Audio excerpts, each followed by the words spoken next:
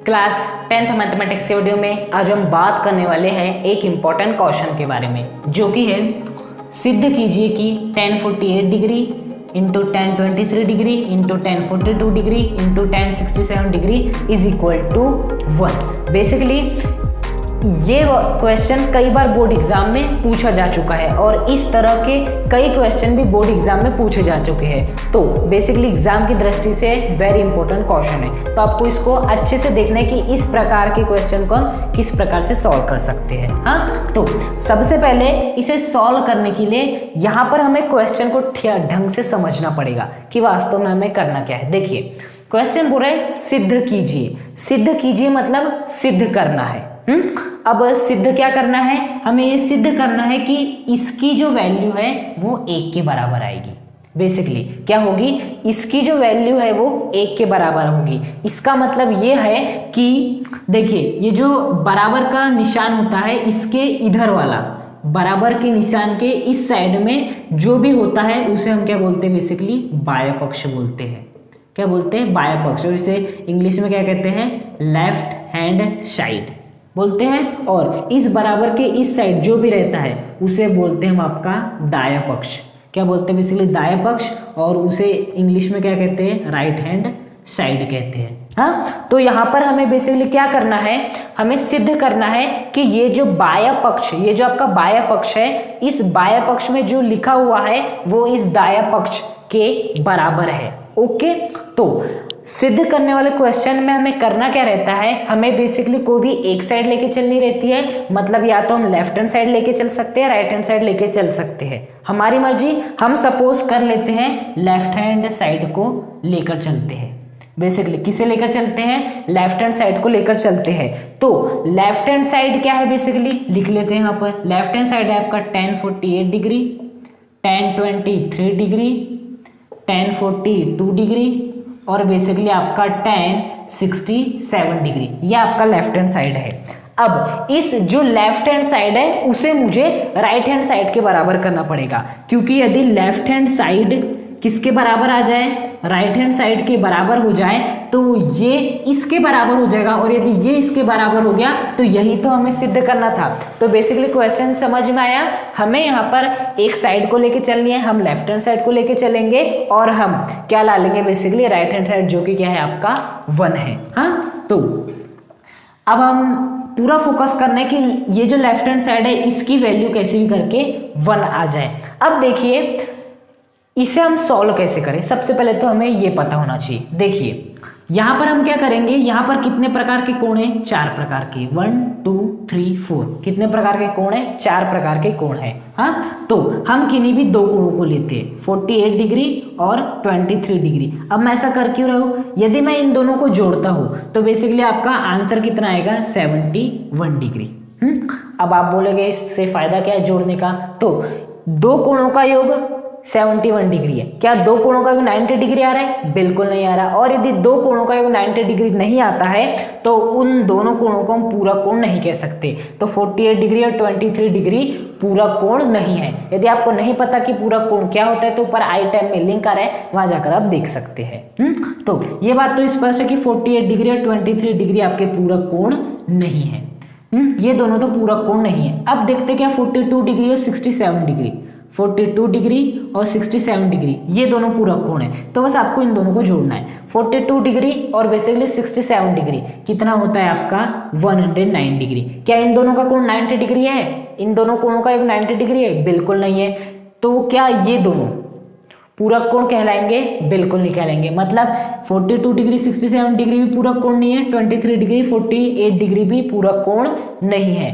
हाँ, अब बेसिकली क्या हम ऐसा करके देखिए, क्या 48 डिग्री और आपका 42 डिग्री, 48 डिग्री 23 डिग्री को छोड़ दो, 48 डिग्री और 42 डिग्री इन दोनों को जोड़ के देखते, जोड़ के देखिए हमारा आंसर कितना आ रहा है, बेसिकली 90 डिग्री आ रहा है। मतलब जब मैं 48 डिग्री 42 डिग्री को जोड़ रहा हूं तो मेरा आंसर 90 डिग्री है। मतलब इन दोनों कोणों का योग बेसिकली कितना है आपका, 90 डिग्री है। मतलब ये दोनों कोण क्या है आपके, बेसिकली पूरक कोण है। क्या है, बेसिकली पूरक कोण है। हाँ, तो हम क्या करते हैं, जो बेसिकली आपके पूरक कोण है tan 48 डिग्री, ये पहला कोण, पहला पूरा कोण और दूसरा पूरा कोण 42 डिग्री, तो tan 42 डिग्री। इन पदों को हम साथ में लिख लेते हैं। देखिए 48 डिग्री 42 डिग्री, वैसे तो क्वेश्चन में 40 डिग्री यहाँ पे 42 डिग्री है, लेकिन ये दोनों आपके पूरा कोण है क्योंकि इनका 90 डिग्री है, इसलिए मैंने इसको उठा के यहाँ कर दिया, tan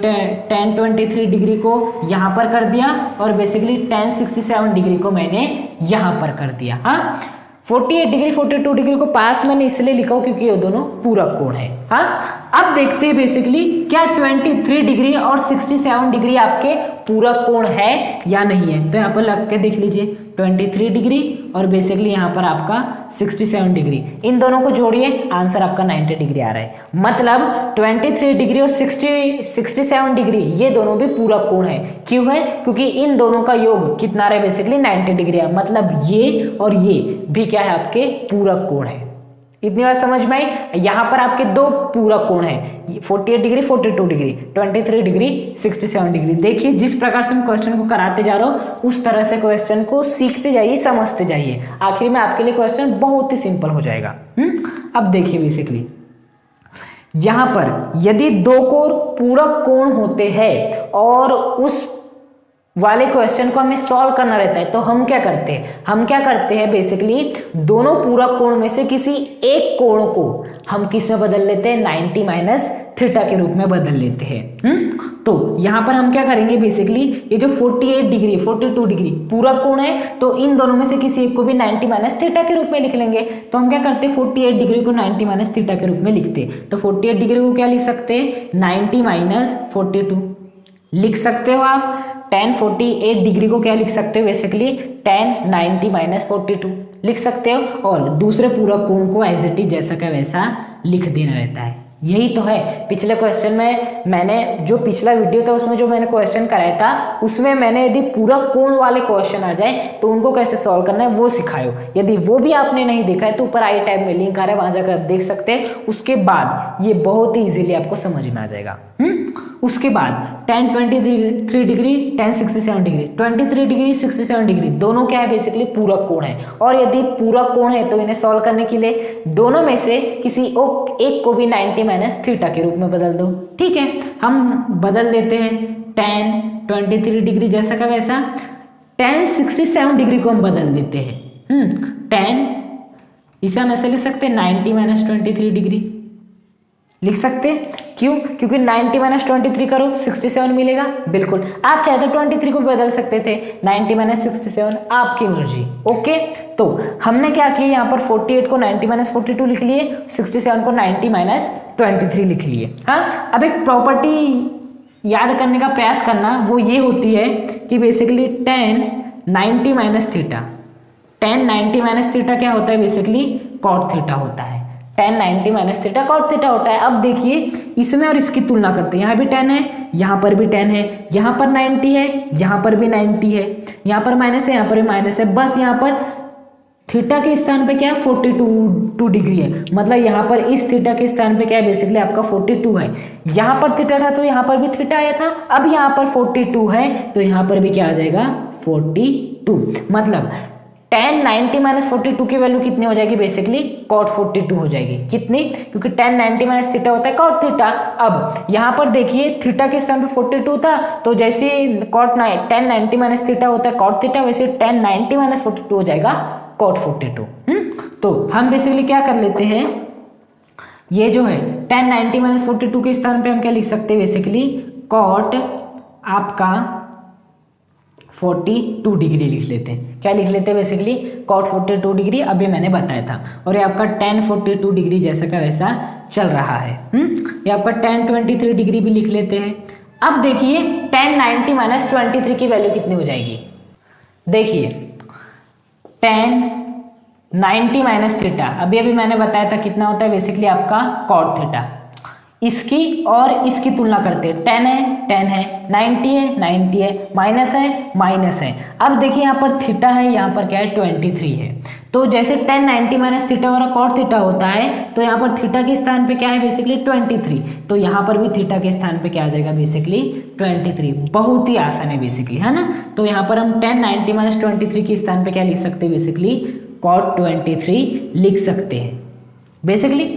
इस प्रकार से हमने यहाँ पर वैल्यूज को पुट कर दी। इसकी वैल्यू हो गई cot 42 और tan 90 माइनस 23 की वैल्यू हो गई cot 23। अब देखिए हमें इसे और आगे सॉल्व करना है। आगे सॉल्व करने के लिए हम क्या करेंगे, यहाँ पर थोड़ा गौर कीजिएगा। यहाँ पर आपको थोड़ी सी प्रॉपर्टी और याद होना, और वो क्या होती है, बेसिकली जो आपका होता है tan थीटा होता है वो बेसिकली किसके बराबर होता है, 1/cot थीटा के बराबर होता है।